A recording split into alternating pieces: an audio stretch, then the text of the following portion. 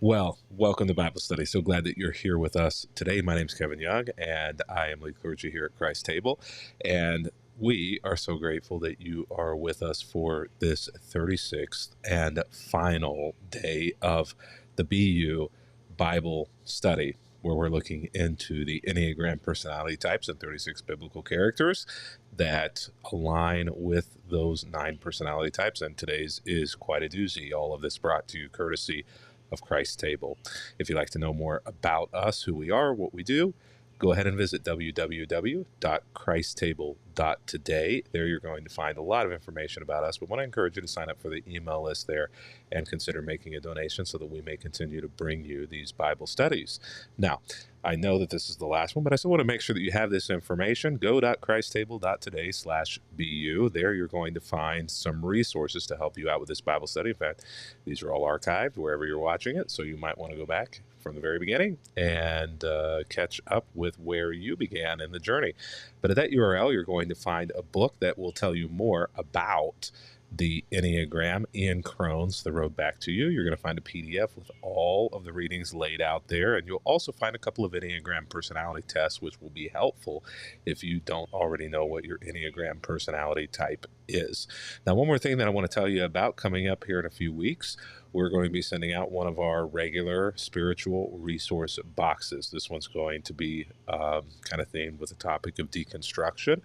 You can't buy these, but we send them for free to anybody who is a donor to Christ Table regularly or anyone who requests one. And so that URL right there, www.christtable.today, is where you may donate to make sure that one of these are in the mail to you, or where you can also reach out to us and contact us and let us know that you're not able to give financially, but are a supporter of ours and would like to have one of these in the mail, and we'll make sure to get one to you. Well, let's dig in.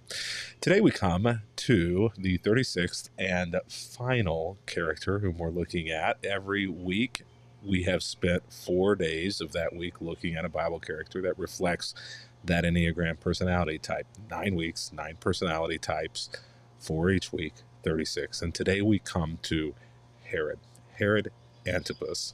Now, there were many Herods back in first century time period at the end of BC, the beginning of AD, the Common Era.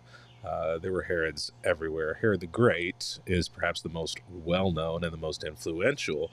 Herod the Great is actually the father of Herod Antipas. And so Herod the Great died probably somewhere around 1 BCE, 4 BCE, and then Herod Antipas and several other people replace him. The Herod that is most often referenced in Scripture is King Herod, is this Herod Antipas. And so several places reference him, but one in particular clues us in a little bit to his personality type, which we are suggesting is a type 7 personality, an enthusiast. What does that mean? Well, if you've been with us for the rest of the Bible studies this week, you'll know this. This will be a review, but if not, a 7 is a person who is joyful oftentimes. They're the life of the party. They exude a effervescence that just is infectious. Many times they're the class clown. The reason for all of those things is that they want to be content. They want to experience life to the fullest. And so they are oftentimes just full of life. Their fear, though, is being in pain, trapped there, no way to get out, or being trapped and no way to get out of negativity, negative work environments, negative spiritual environments, negative relational environments are like kryptonite to them, because it seems counter to this idea of living life to the fullest, to live life half full in pain or negativity. How do they, whenever they get in an unhealthy place, though, compensate for that? They compensate oftentimes with gluttony, by filling themselves with food or with other things in order to try to regain this experience of life, this experience of joy. Doesn't do it, but there's the vice, right? Now, are you a 7? Well, if most or all of these words describe you or have been used to describe you, then you may well be a 7. Spontaneous, scattered, idealistic, visionary, overindulgent, imaginative, an adventurer, someone who's future-oriented, enthusiastic, or charming. All of those things may well be descriptive of you. Now, if you're a 7 personality or know somebody who is a 7 personality, then you probably understand a little bit better than most of us what it looks like when a 7 is under stress and what it looks like when a 7 is secure. And the person that we are going to look at today is going to be clearly in one of these two categories. When stressed, a individual who is a 7 personality type is pessimistic. They tend to be argumentative, perfectionistic. They blame others, and even give in to kind of black and white thinking. It's either this or that, a duality that is kind of unhealthy and is not usually a reflection of truth.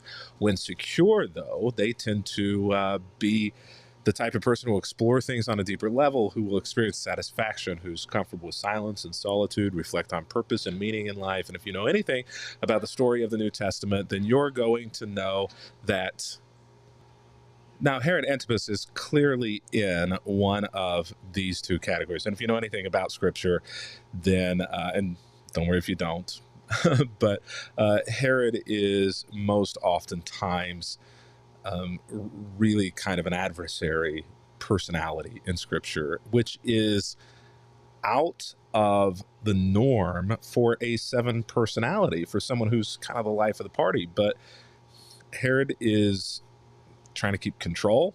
Herod is trying to keep his position. The politics in these days, of which Herod was integrally a part of, were difficult at best because of Rome. And so Herod spends his life stressed because he does not feel secure in his position and in his role, and is always looking over his shoulder. It was cutthroat in Herod's family, and Herod was usually the guy who was cutting others' throats. Pessimistic, argumentative, blaming others, given into black and white thinking. This is a description of the Herod who we meet in Scripture, Herod Antipas. But I want to give a very different story and passage than usually we talk about with Herod. You may not have even heard of this one before, but Mark chapter 6, verses 14 through 29. Herod Antipas, the king, soon heard about Jesus because everybody was talking about him. Some were saying, "This must be John the Baptist, raised from the dead. That's why he could do such miracles." But others said, "He's the prophet Elijah." Still others said, "He's a prophet like the other great prophets of the past." And when Herod heard about Jesus, he said, "John, the man I beheaded, has come back from the dead." And so Jesus is on Herod's radar, just as John the Baptist was. And Herod, not a fan of John the Baptist. In fact, we're about to get that story. For Herod had sent soldiers to arrest and imprison John as a favor to Herodias. She had been his brother Philip's wife, but Herod had married her. So politics, intermarriage, for love, maybe, probably more so for protection of himself and for the kingdom. Either way, gets a whole lot of wires crossed in the family and ends up having some problems. In fact, John had been telling Herod it's against the law for you to marry your brother's wife. So Herodias, not a fan of that, bears a grudge against John and wanted to kill him. But without Herod's approval, she was powerless. She couldn't affect that. For Herod respected John, and knowing that he was a good and holy man, Herod protected John. Fascinating. Herod was greatly disturbed whenever he talked with John, but even so, he liked to listen to him. There's a lesson in there somewhere for all of us. Herodias' chance finally came, though, on Herod's birthday. There are only 2 birthdays mentioned in the Bible. One is Herod's, and one in the Old Testament is Pharaoh's. And I'll tell you, 7s, they know how to throw a party, and 7s know how to enjoy a party. It is soothing. It's good medicine for a 7. Herodias' chance finally came on Herod's birthday, probably because Herod was highly inebriated, enjoying bourbon on his birthday. So he gave a party for his high government officials, army officers, the leading citizens of Galilee. He threw a gala. Then his daughter, also named Herodias, so now there are two Herodiases, his wife, her mother, who was his brother's wife, and now the daughter, his daughter, came in and performed a dance that greatly pleased Herod and his guests. And this was likely an illicit dance. Enough said about that. Ask me anything you like, the king said to the girl, and I will give it to you. He even vowed, I'll give you whatever you ask, up to half my kingdom. He wanted to impress those around him with his generosity, with his joyfulness. So she goes out and asks her mother, what should I ask for? Wise kid. She was probably not inebriated. Her mother told her, ask for the head of John the Baptist, which the head of John the Baptist, half of Herod's kingdom. How much do you have to hate somebody to want their head more than you want riches and fame, control and power? That's quite a vendetta. So the girl hurried back to the king, to Herod, and tells him, I want the head of John the Baptist right now on a tray. And the king deeply regretted what he had said because of the vows that he had made in front of his guests, though he couldn't refuse her.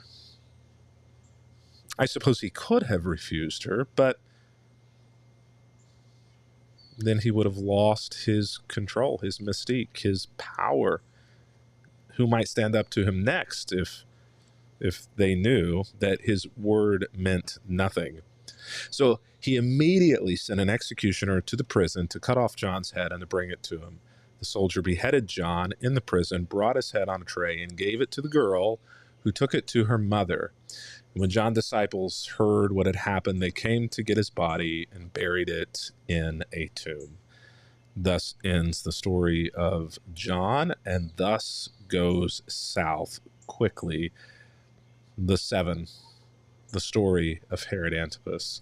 Now, it's interesting to me that what we know about 7 personality types is that they usually unconsciously believe that feelings of frustration and fear and pain will quickly overwhelm you if you don't stay on top of them. So therefore 7s try to occupy their mind with interesting distractions at all times. 7s are convinced that they can escape those frightening feelings forever as long as they only choose positive emotions.